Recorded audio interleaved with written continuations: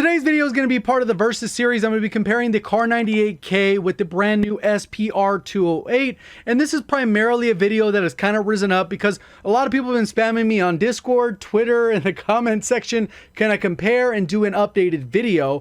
If you guys saw the original video, I did kind of give the best class setup for it, even if it wasn't hit scan, because I don't really think that that was intended. So I kind of gave a class setup that was more geared towards, hey, this is how I would use it in Warzone. And one of the biggest things that they did change was the optic, and that's what we'll end up seeing, is because I prefer a variable zoom scope when I run in Warzone, because I like having the ability to be able to hit people at 300 to 500 meters. Within that, obviously you can still snipe, but primarily I'm going to use a rifle from that 0 to 100 meters or an SMG from the 0 to 40 meters, depending on the particular SMG that we're talking about. So we're going to be comparing these head to head and decide which one is the better option for Warzone. If you enjoyed the video, learned something new, do me a favor, hit the like button, go on today's video's 3,000 likes. And if you're looking to find your way back for whatever reason, maybe you like the content, make sure you are subscribed with notifications on. Also, quick side note, even though I don't post a ton of content over there, I did get verified on TikTok. I think it's primarily because you guys' support over on the Discord, which has been blowing up, Twitter, my overall Twitch, and my YouTube. It's just crazy that the support you guys have shown. So I just want to give you guys a heads up. I'm going to continue posting content over there. If you haven't followed already, hopefully we can get this number over 10,000. We're getting pretty close. Back to the video. So what I've done right here is within my editing software, I've gone in and I found the particular frame right before the bullets are fired. I found a target at range at 500 meters. And then pretty much I'm going to show you how I figured out bullet velocity as well as bullet drop. And we'll be able to look at those side by side and compare which one performs better. The furthest left is the Kar98k. We can see that one. The next one up is the normal rounds. Then this third one is the Lapua rounds. And then the last one is the HDR. This also gives you an opportunity to see the overall magnification. You can see that the object looks a little bit smaller. Then they've actually fixed the R700. You can see that the dual zoom, when you are zoomed in, it does give you a little bit more magnification. And then when we go ahead and compare that with the HDR, we're getting significantly more magnification, but regardless, I've been able to scale it and figure out the overall bullet drop for each of these individual scenarios. So once I've done that, I go ahead and fire the weapon. And when we fire the weapon, you can actually see a visible tracer on these screens. Obviously, the recoil is a little bit higher, but once it recenters, we're going to see where they land and most importantly, where they disappear. Obviously, this is at 60 frames, so it's not going to be as accurate as maybe 120 or 240 frames, but it still gives you a good approximation of exactly what is happening. You can still see these little tracers that are happening on the screen,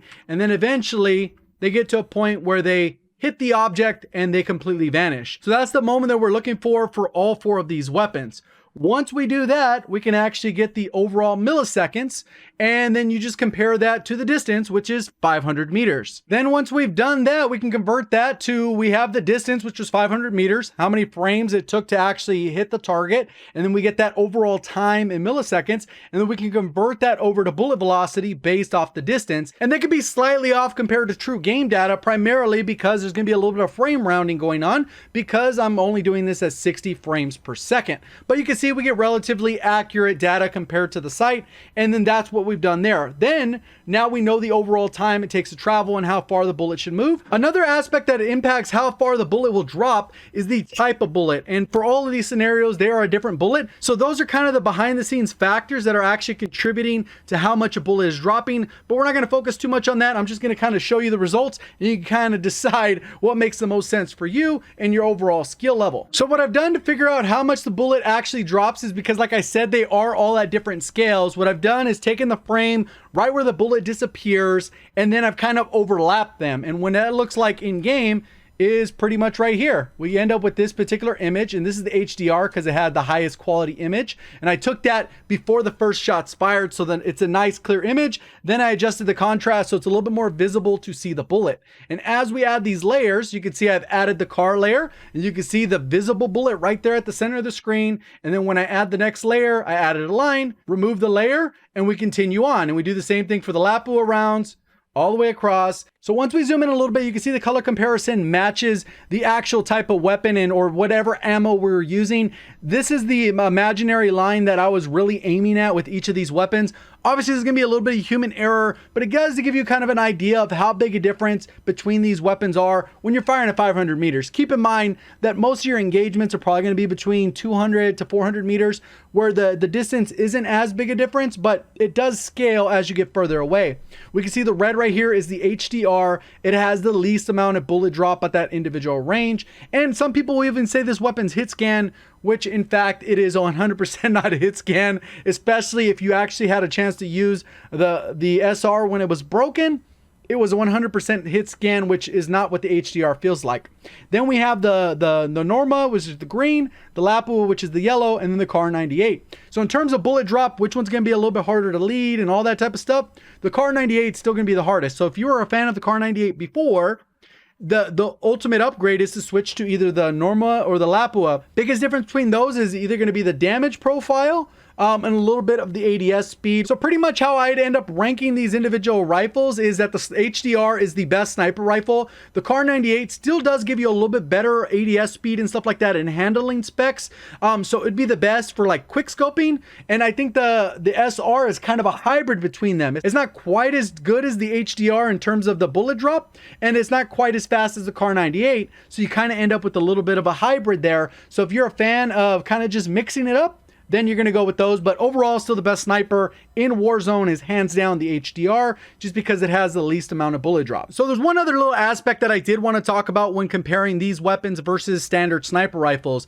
They do a lot of damage to the upper chest, and enough damage to actually change it from a 3-shot to kill down to a 2-shot. Obviously, if you land in the head, doesn't matter. You're going to get the headshot, they're dead, they're down, and then you got to finish them off or whatever the case is.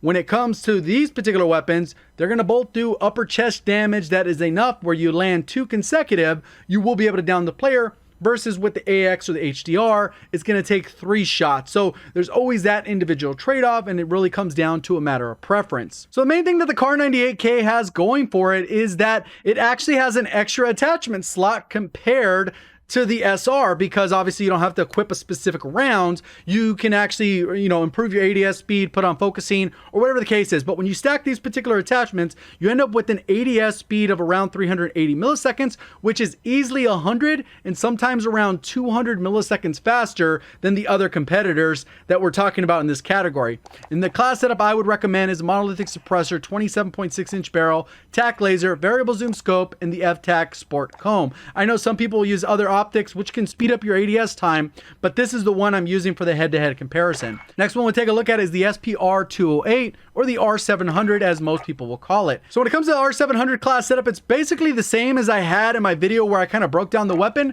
and the only difference is I switched to the normal rounds instead of the Lapua rounds based off that bullet drop comparison that we just took a look at. So overall, here's the class setup: monolithic, SP-R 26-inch barrel, tac laser, variable zoom scope, and then the normal rounds. And in terms of ADS speed, this one comes in a lot slower at about 540 milliseconds, which is 160 milliseconds slower, or about 10 frames slower than the Kar98k. And like I said, we have to run this particular ammunition so we get less bullet drop in the sacrifice that we do have a little bit slower aim down sight time, which we could have used something for that to actually help that out. So that is the trade-off with these particular weapons. But overall, this one's going to perform much more like a sniper than the Kar98, because less bullet drop, and it's a little bit slower in the ADS, a little bit faster still than the HDR, but a little bit more bullet drop than the HDR. So you got to kind of pick what works best for you. Overall, I'm still sticking with the HDR primarily because that optical zoom just makes it easier to hit your shots when they're this big. The target is this large and instead of this large. So hopefully you found the video helpful, learned something new. If you did, please do me a favor, hit the like button. If you're brand new, want to find your way back for more Call of Duty content,